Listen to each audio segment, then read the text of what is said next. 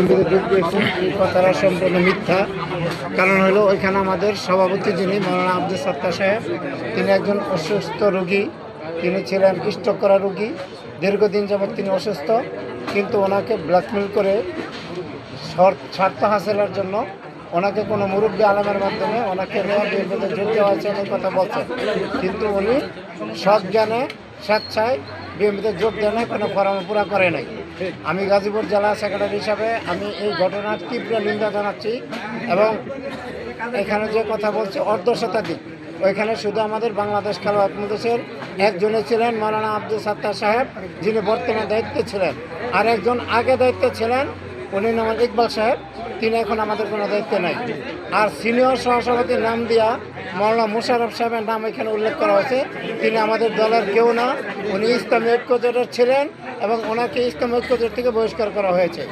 আমি সাংবাদিকদের দৃষ্টি আকর্ষণ করব, আপনারা তথ্য সন্ত্রাস ছেড়ে দিয়ে সঠিক পথে আসেন, জনগণকে সঠিক পথে চালান।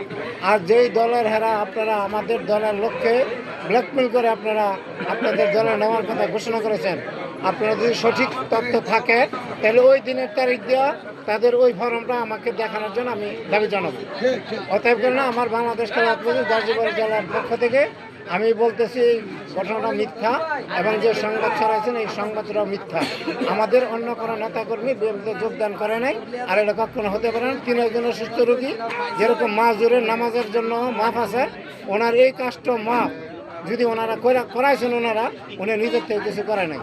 আশা করি আপনারা বুঝছেন আমরা সামনে পথ এগিয়ে নেওয়ার জন্য এবং বিশেষ করে আমাদের যখন থেকে আমাদের প্রার্থী যে শ্রীপুরে বিজয় লাভ করতে পারে, এখন বিভিন্ন মহানা শুরু করে এনসিপি দল যোগ দিতেছে, খেলোয়াড় দল যোগ দিতেছে, এরকম প্রচারণা করতেছে।